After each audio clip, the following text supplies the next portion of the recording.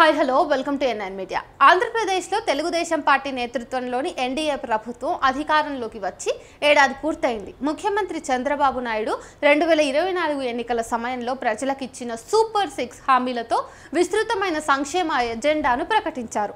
రైతులు, మహిళలు, యువత, ఆర్థికంగా వెనుకబడిన వర్గాల కోసం లక్ష్యంగా పెట్టిన ఈ పథకాల్లో కొన్ని మాత్రమే ముందుకు సాగగా చాలా వరకు ఇంకా ప్రారంభ దశలోనే ఉన్నాయి. అసలు ఈ ఏడాది ప్రభుత్వం ఎన్ని హామీలను అమలు చేసింది? హామీల అమలుకు ప్రభుత్వం ముందున్న ఇబ్బందులేంటి? ముఖ్యమంత్రిగా చంద్రబాబు ఏడాది పాలన ఎట్లా ఉంది అనేది వీడియోలో చూద్దాం. టీడీపీ ప్రభుత్వం తొలి సంవత్సరంలో సంక్షేమం, వెనుకబడిన వర్గాల అభివృద్ధి, మౌలిక సదుపాయాల కోసం బడ్జెట్లో భారీ కేటాయింపులు చేసింది. అయితే వీటిని అమలు చేయటంలో ఆర్థిక పరిమితులు అడ్డంకులుగా మారాయి. గత వైసీపీ ప్రభుత్వం తొలి సంవత్సరంలోనే అనేక సంక్షేమ పథకాలను వేగంగా అమలు చేయగా టీడీపీ ప్రభుత్వం మాత్రం మొదటి ఏడాదిలో తామిచ్చిన హామీలను అమలు చేయటంలో వెనుకబడిందనే విమర్శలు వస్తున్నాయి. టీడీపీ ప్రభుత్వం తీసుకున్న అతి ప్రధానమైన నిర్ణయాల్లో ఒకటి ఎన్టీఆర్ భరోసా పెన్షన్ను 3,000 నుంచి 4,000 రూపాయలకు పెంచడం. చంద్రబాబు ముఖ్యమంత్రిగా బాధ్యతలు చేపట్టిన మొదటి నెల నుంచే వృద్ధులు, వితంతువులు, కల్లుగీత కార్మికులు, వికలాంగులకు ఈ పెన్షన్లు అమలయ్యాయి. ఇదే పథకాన్ని గత వైసీపీ హయాంలో వైఎస్ఆర్ పెన్షన్ కానుకగా దీన్ని అందజేసింది. 2,250 రూపాయలు ఉన్న పెన్షన్ను 3,000కు పెంచి వాలంటీర్ల వ్యవస్థ ద్వారా ఇంటి వద్దకే వెళ్లి పెన్షన్లను అందించింది. 2024 ఎన్నికల సమయంలో ఈ పథకాన్ని 4,000కు పెంచుతున్నట్టు చంద్రబాబు హామీ ఇచ్చారు. దాన్ని అమలు చేస్తున్నారు. రాష్ట్రంలో అక్షరాస్యత శాతాన్ని పెంచడం కోసం విద్యా ప్రోత్సాహకంగా తల్లుల ఖాతాల్లో నగదు జమ చేయడాన్ని రెండు పార్టీలు రాజకీయంగా ముఖ్యమైన అంశంగా గుర్తించాయి.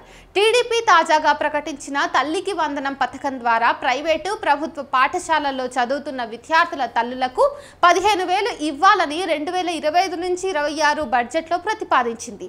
జూన్ 2025 నాటికి ఇంకాను ఈ పథకం ప్రారంభం కాలేదు. జగన్ ప్రభుత్వం అధికారంలోకి వచ్చిన తర్వాత ప్రారంభించిన అతి ముఖ్యమైన పథకాల్లో ఈ అమ్మ ఒడి ఒకటి. సుమారు 26,000 కోట్లను పలు దశల్లో ఈ పథకం కోసం అప్పటి ప్రభుత్వం విడుదల చేసింది. వాస్తవానికి జగన్ 2019 ఎన్నికల సమయంలో ఈ పథకం మొదట్లో కుటుంబంలో ఉన్న ప్రతి పిల్లవాడికి వర్తిస్తోందని చెప్పినప్పటికీ తర్వాత కుటుంబంలో ఒకరికి మాత్రమే ఈ పథకాన్ని పరిమితం చేశారు. రైతు సంక్షేమం ఆంధ్రప్రదేశ్లో రాజకీయంగా కీలకమైనటువంటి అంశం.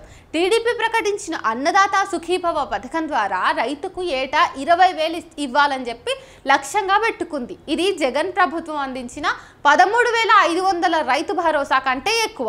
అయితే 2025 బడ్జెట్లో 6,300 కోట్లు కేటాయించినప్పటికీ జూన్ 2025 నాటికి ఈ పథకం అమలుకు నోచుకోలేదు. జగన్ ప్రభుత్వం తొలి దశలోనే 34,378 కోట్లను రైతుల అకౌంట్లలో జమ చేసింది.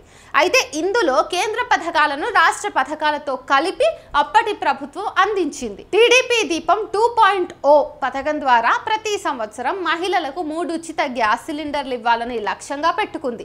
దీనికోసం 2,601 కోట్లతో 90 లక్షల కుటుంబాలకు చేరువ చేయాలని ప్రణాళిక వేసింది. డిజిటల్ లక్ష్మి పథకం ద్వారా 10,000 మంది మహిళల ఆధ్వర్యంలో డిజిటల్ సేవా కేంద్రాలు ఏర్పాటు చేయాలని ప్రకటించింది. అయితే ఈ పథకం ఇంకాను ప్రణాళిక దశలోనే ఉంది. కాగా జగన్ ప్రభుత్వం మొదటి ఏడాదిలోనే వైఎస్ఆర్ చేయూత, ఆసరా పథకాల ద్వారా 11,189 కోట్లు జమ చేసింది. స్వయం సహాయక గ్రూపులకు అప్పులను మాఫీ చేసింది. టీడీపీ ప్రభుత్వం నిరుద్యోగులకు నెలకు 3,000 రూపాయల నిరుద్యోగ భృతి, మహిళలకు ఉచిత బస్సు ప్రయాణం హామీ ఇచ్చింది. జూన్ 2025 నాటికి వీటి అమలు జరగకపోవడమే కాకుండా ఈ పథకాలకు బడ్జెట్ కేటాయింపులు కూడా జరపలేదు. ఇంకా ఇదిలా ఉంటే వైసీపీ ప్రభుత్వ కాలంలో గ్రామ వాలంటీర్ వ్యవస్థ ద్వారా 2 లక్షలకు పైగా ఉద్యోగాలు కల్పించబడ్డాయి. ఈ నియామకాల్లో పార్టీ వ్యక్తులకు ప్రాధాన్యత ఇచ్చారనే విమర్శలు ఉన్నాయి.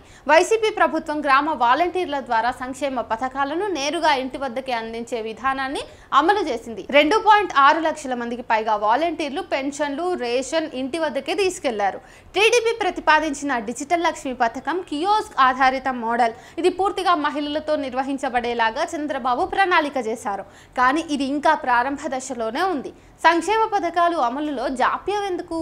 ఇక్కడే మనం ఆలోచించాల్సినవి కొన్ని ఉన్నాయి. ఆంధ్రప్రదేశ్లో టీడీపీ ప్రభుత్వం ఎన్నికల్లో ఇచ్చిన హామీలను అంటే సంక్షేమ పథకాలను అమలు చేయడంలో కొన్ని అడుగులు ముందుకేసింది.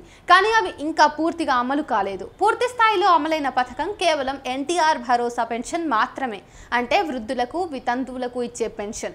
మిగతా హామీలు ప్రణాళికల దశలోనే ఉన్నాయి. వాటిని ఇంకానూ అమలు చేయలేదు. గతంలో జగన్ ప్రభుత్వం అధికారంలోకి వచ్చిన మొదటి సంవత్సరంలోనే చాలా సంక్షేమ పథకాలను వేగంగా ప్రారంభించింది. ప్రజల్లో వాటి పట్ల మంచి పేరు వచ్చింది. జగన్ ప్రవేశపెట్టిన ఈ పథకాల వల్ల రాష్ట్రానికి ఆర్థికంగా చాలా నష్టం జరిగిందని విమర్శలు కూడా ఉన్నాయి. ఏదేమైనా మొదటి సంవత్సరంలో జగన్ ప్రభుత్వం సంక్షేమానికి ఎక్కువ ప్రాధాన్యత ఇచ్చింది. ఇక టీడీపీ విషయానికి వస్తే ఎన్నికల సమయంలో జగన్ ప్రభుత్వం ఇచ్చిన పథకాల కంటే ఎక్కువ సంక్షేమ పథకాలను అమలు చేస్తామని హామీ ఇచ్చింది. కానీ క్షేత్రస్థాయిలో వాటి అమలు మాత్రం ఎక్కడా కనిపించడం లేదు. ఒకవైపు ప్రపంచ స్థాయి క్యాపిటల్ను నిర్మించడం, మరోవైపు ఎన్నికల సమయంలో ఇచ్చిన మితిమీరిన సంక్షేమ పథకాల హామీల అమలు ఇప్పుడు కూటమి ప్రభుత్వం ముందున్న అతిపెద్ద సవాళ్లుగా మారిపోయాయి. ఇంతకీ మీకు టీడీపీ ప్రభుత్వం నచ్చిందా? టీడీపీ పాలన మీకు ఎట్లా అనిపించిందో కామెంట్ సెక్షన్లో చెప్పండి.